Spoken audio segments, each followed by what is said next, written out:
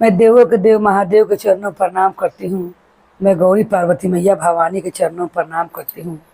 मैं कार्तिक गणेश दोनों भैया के चरणों में प्रणाम करती हूँ। मैं सभी देवी दुर्गा के चरणों में प्रणाम करती हूँ।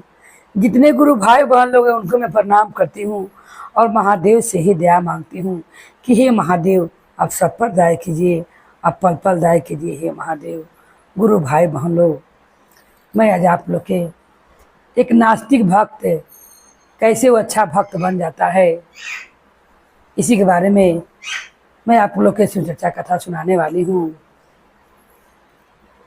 रोशन का पिता जो थे वो हर साल देवघर जाते थे जल ढारने के लिए।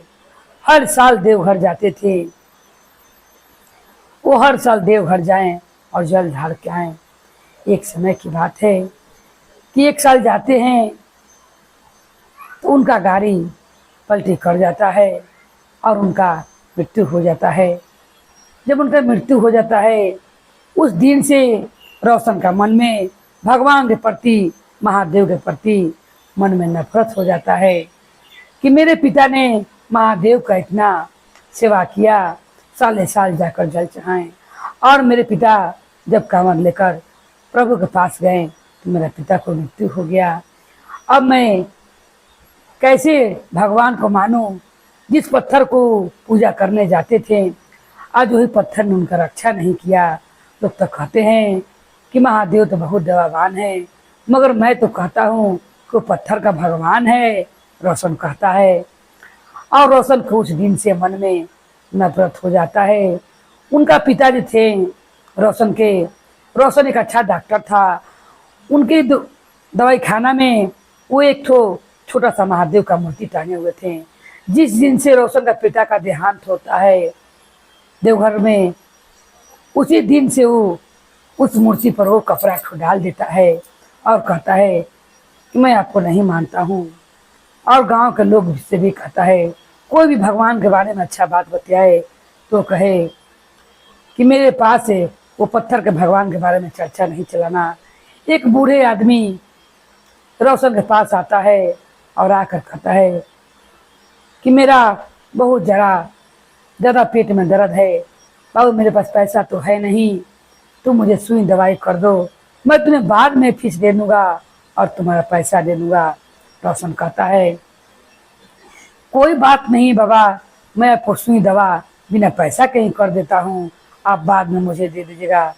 जैसे रोशन उस बूढ़े बाबा को सुई देता है उनका पेट का दर्द ठीक हो जाता है। पेट का दर्द ठीक होते ही 10 मिनट तक उसी डॉक्टर खाना में बैठते हैं, मेडिकल में उनका। और तब वो कहते हैं कि बाबू भगवान तुम्हें बहुत तरक्की दे, क्योंकि तुमने बहुत अच्छा मेरा दवाई किया है, मेरा दुख ही भाग गया। अब ये सुनते ही रोशन का मुंड गर्म हो जाता है। भगवान के नाम लेते ही उसका मुंड गर्म हो जाता है और कहता है कैसा भगवान, कहाँ का भगवान? आप मुझे भगवान की बात की है तो मुझे अभी कभी पैसा चाहिए। क्योंकि रोशन को भगवान के नाम से चिढ़ हो गया था।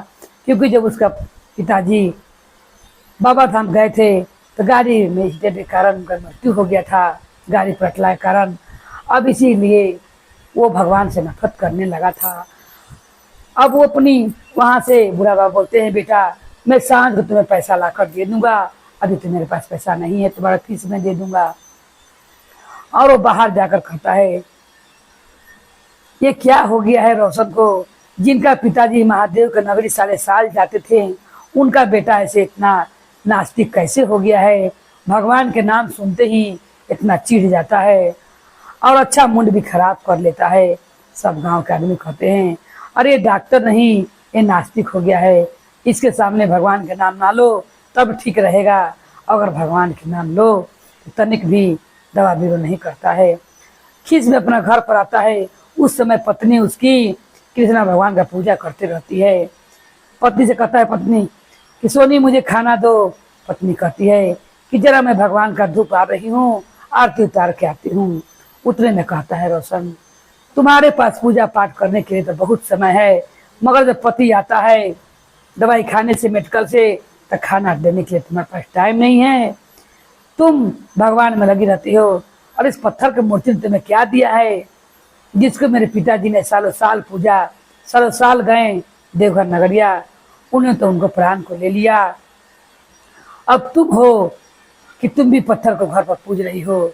तब सोनी समझाते हुए कहती है कि सुनिए जी, ऐसा ना कहिए, जगह जिसका लिखंत रहता है किसी विधि उसे जाना ही रहता है। पिताजी की मृत्यु उसी दिन निर्धारित किया गया था कि देवघर नगरी जाएंगे तो गाड़ी पलटेगा, उनका मृत्यु हो जाएगा, क्योंकि सब बच जाते हैं। और उनका पिताजी जब वो बढ़ते हैं बस में तो लोहरते पहाड़ी के नीचे चले जाते हैं, उनका मृत्यु हो जाता है। इसीलिए रोशन बहुत मन में दुख रहता है। अब ये कहकर अपनी खाना भी नहीं खाता है, पत्नी की बात सुनकर घर से निकल जाता है रोशन। एक तो दवाई खाना में बूढ़ा बाबा की बात सुनकर उसका दिमाग गर्म हो जाता है, भगवान के नाम सुनकर घरे भी आता है खाना खाने के लिए। पत्नी भी उसे भगवान के बारे में बुरा भला कहने से मना करती है। खीस के बस में घर से बाहर निकल जाता है।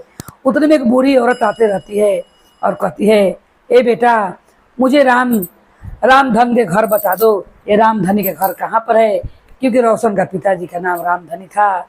वो कहते हैं कि वो थोड़ा सा कल से दूर चला जाइए, एक नल होगा और वहीं पर रामधनी के घर मिलेगा। वो ये नहीं कहता है कि मेरा पिता घर है, क्योंकि उसका मुंड उस समय खराब रहता है। वो बूढ़ी माँ कहती है, ए बेटा, जुग जुग जियो, भगवान तुम्हारा भला करे, तुम्हारे रोजी रोजगार में बरकत दे। तुमने मुझे रामधनी का घर बता दिया, कोई भी नहीं बता रहा था। तब वो खीस में कहता है, रोशन, घर के पता मैं बताया, धनमान तो भगवान के दे रही हो। जितने लोग हैं सब पागल हो गए हैं। सब लोग भगवान के घड़ी घड़ी बुलाते हैं और कहते हैं कि भगवान से तुम्हें ये दे, भगवान वो दे, तुम्हारे पत्थर के भगवान मुझे क्या देंगे। ऐसा कह करके वो खीस में वहाँ से चला जाता है। जब जाता है तब उनका पिता का आत्मा सब देखते रहता है कि मेरा बेटा तो नास्तिक हो गया है, मेरा बेटा कुछ गांव में लोग पागल नास्तिक कर रहे हैं। धीरे धीरे इसका डॉक्टरी भी खत्म होने जा रहा है, क्योंकि कोई भी उसके पास अब दवा कराने जाना नहीं चाह रहा था, क्योंकि वो भगवान को मानवे नहीं करता था। उतने में एक लड़की आती है, खूब जोर से पानी बरसता है, और जो दवाई खाना में बैठा रहता है रोशन गुरु भाई बहनों, वो दवाई खाना का लाइन कट जाता है, अंधारा होता है। रोशन उसी में आकर बैठ जाता है और कहता है, ये भगवान की बातें सुन सुनकर मेरा माथा पागल हो गया है, मैं क्या करूं। और वो भगवान को उठाकर वहाँ से वो बक्सा में बंद करता है, जो मूर्ति को ढपले रहता है महादेव का। अब उतने में वो लड़की आती है, कहती है, भैया, मेरी माँ का बहुत जोर से तबीयत खराब है, मेरी माँ का दम फूल रहा है, आपके पास अगर कोई दवा है तो दे दीजिए कि मेरी माँ निमन हो जाए, क्योंकि मेरी माँ के सिवा मेरे पास कोई नहीं है। ये सुनकर रोशन को माया आ जाता है, क्योंकि रोशन भी अपने पापा को याद करने लगता है कि जब मेरे पापा नहीं थे तो मुझे कैसा लगता था। वो वही अंधारा में दवा उठाकर रोशन देता है और कहता है, दवा जाकर अपनी माँ को पिला दो। जब वो लेकर जाता है, दवाई जाती है, जब बत्ती आता है तो क्या देखता है कि पेटे उसकी माँ के दवा के बदला, हार्ट के दवा के बदला वो के दूसरा शीशी दे दिया है, चूहा मरने वाला दवाई जो होता है वो दे दिया है उसको। अब वो कहता है कि मैंने तो उसे गलत दवाई दे दिया है, अब मैं अनहारा, मुझे मालूम नहीं चला, दिमाग में डिस्टर्ब था, अब मैं क्या करूं। अब उसका सहारा छूट जाएगा, वो लड़की अनाथ हो जाएगी, अब मैं क्या करूं। ऐसा कहते हुए वो रोने लगती है, और रोते हुए रोशन जोर जोर से अपने पिता को याद करने लगता है। उसी समय उनका पिता उनके पास आते हैं और कहते हैं, हे बेटा, तुम घबराओ नहीं, वो देवों के देव महादेव हैं, तुम्हें जिन्हें ले जाकर बक्सा में बंद कर दिया है, उन पर विश्वास करो, उन्हें उठाकर ले आओ और ले आकर उनसे कहो कि हे प्रभु, आज आपको ही सब आज बचाना है। आप आज ऐसा कीजिए कि जो गलती से मैंने दवा उस लड़की को माँ को दे दिया है, अगर आप वो दवा को नहीं रोकिएगा खाते हुए तो उसकी माँ मर जाएगी। तो वो कहता है रोशन कि अगर उसकी माँ मर गई तो मैं भी वही दवा खाकर मर जाऊंगा, क्योंकि मुझसे बहुत बड़ा पाप हो जाएगा। तब बेटा कहता है रोशन कि मैं तो नास्तिक हो गया हूँ पिताजी, मैं नास्तिक हो गया हूँ, भगवान मेरी बात सुनेंगे। उनका पिता के जो आत्मा है तो कहते हैं कि बेटा, वो बड़े भोले हैं महादेव, तुम सच्चे मन से उन्हें याद करो, वो जरूर तुम्हारी विनती को सुनेंगे। उतने में रोशन हाथ जोड़कर कहता है, हे प्रभु। महादेव का बक्सा से निकाल कर उनका मुख पर से कपड़ा हटाकर उन्हें पोंछ कर उसी दवाई खाना के लगा बैठाता है। धूप बढ़ता है, एक लोटा पानी भोग लगाकर कहता है कि हे महादेव, आज आपको चमत्कार देखना है। आप आज उस लड़की को माँ को बचा लीजिए दवा खाने से, और नहीं तो बहुत बड़ा अनर्थ हो जाएगा।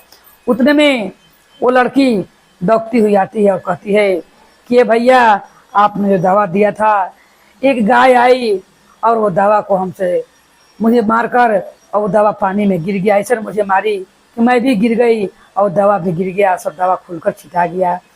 अब मैं क्या अपनी माँ को पिलाऊं, मुझे दूसरा दवा दे दीजिए। ये बात जब सुनता है रोशन, तो भगवान को चमत्कार को समझता है कि महादेव ने ही नंदी को भेजकर और वो दवा को गिरवा दिया है।